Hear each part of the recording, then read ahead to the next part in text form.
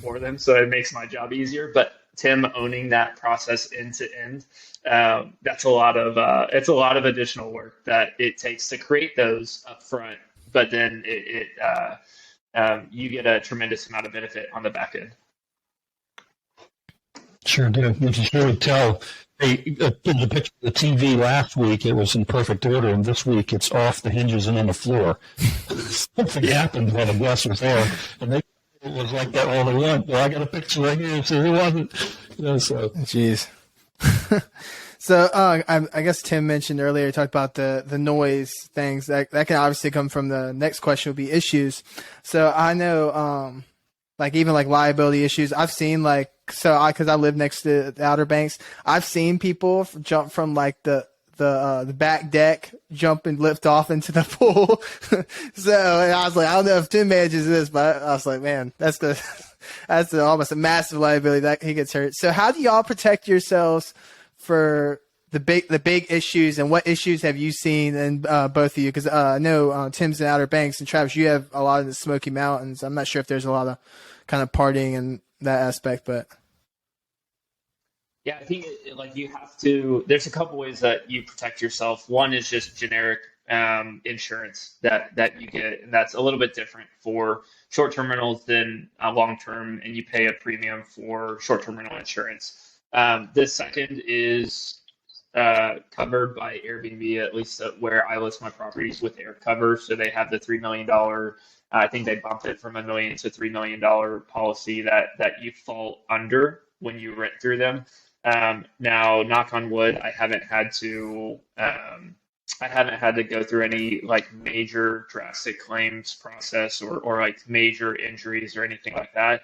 It can happen, and I'm sure it will happen at some point. Whether or not air cover, you want to have your own insurance on the side so that in case air cover or whatever you aren't able to go through that process, you are protected. And then the other thing, just generally speaking, that you have control over to a small degree is just having a very good screening process for going through and trying to weed out any of those bad potential guests that may get into a property. You're not always going to be able to weed them out through the screening process, but if you have a very good set of questions that you go through and ask each guest to understand as much as you can about who they are, who's coming to the property, what they're coming to the area for, you can really try to screen out some potentially bad behavior guests. Yeah. There's another software out there I've become familiar with recently called Guest Ranger that will take a cell phone number and be able to tie it to a person and verify identity and so on. That's pretty slick stuff. And if you have a larger company like that. But back to your question, Tom, I see it in two ways. One is a property owner.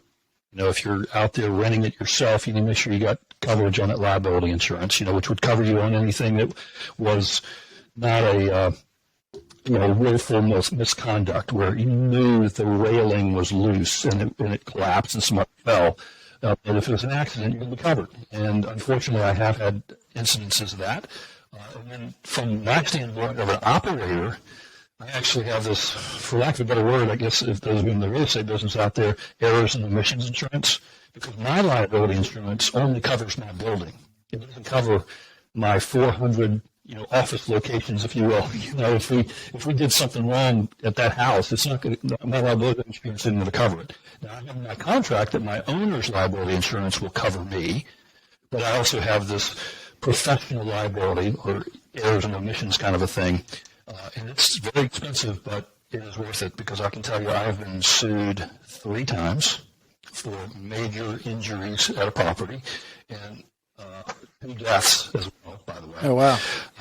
And so despite the gut-wrenching part of that, the reality is, that you just need to have your eyes wide open and make sure your partners, your property owners, whoever, understand this is a business. Yeah. And you better treat it as such. And the fact is, somebody in Pennsylvania may sue you for the value of your property, and you better be ready. So what was that like? Obviously, so you getting sued, what was the steps and how did that all look like, and how did you, I guess you deal with that? Well, I can tell you one that's in my history. I've got one active I can't really comment on, and it involves the death of a child in a swimming Oh pool. wow. But the one that I did go through was an elevator in the property that mechanically collapsed with some elderly people on board, and Oh they my were goodness. injured. And so I was deposed.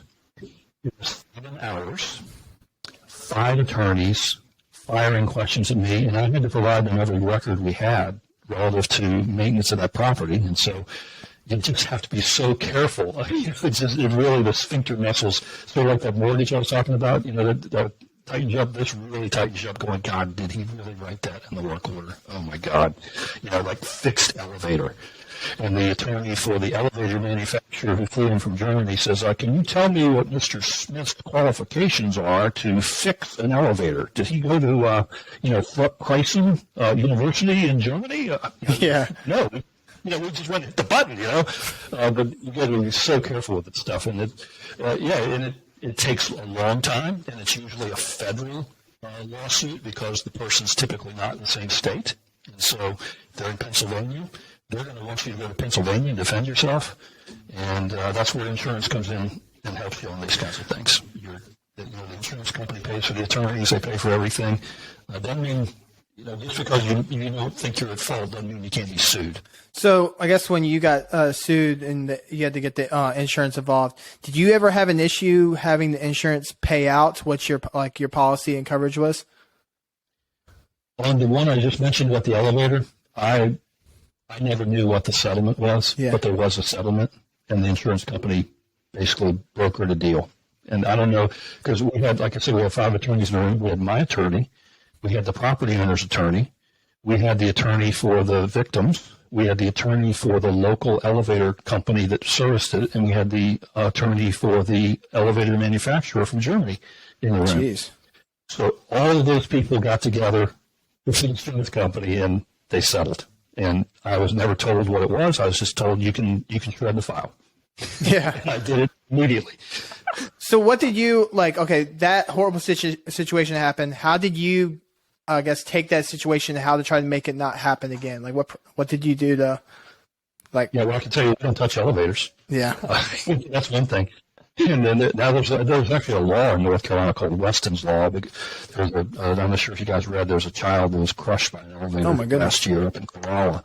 And the state law that there's this gap on a lot of the home elevators, 4 or 5 inches wide, and you have to have that gap closed up. And so I just made a rule. We are not touching elevators. We are not doing anything with elevators. And the law says if that gap is there, we have to not advertise it and shut the power off.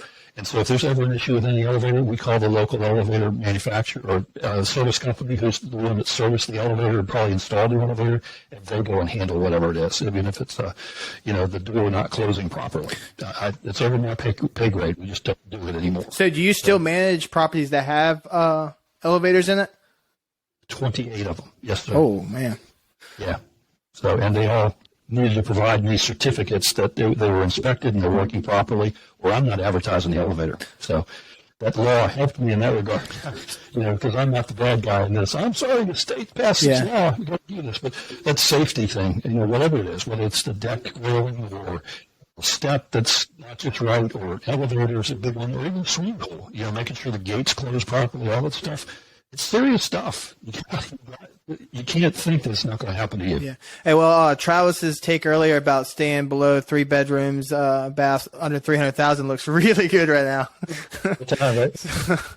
But wow, that's intense. But so what is your process usually like for when both of y'all handling issues, because they always come up? So how do y'all usually go about handling the issues? What's your process for that? Yeah, so the first thing I always do anytime an issue is brought to my attention is I want to understand specifically what's the severity of it. So is this something that I need to get somebody out immediately to, is it a safety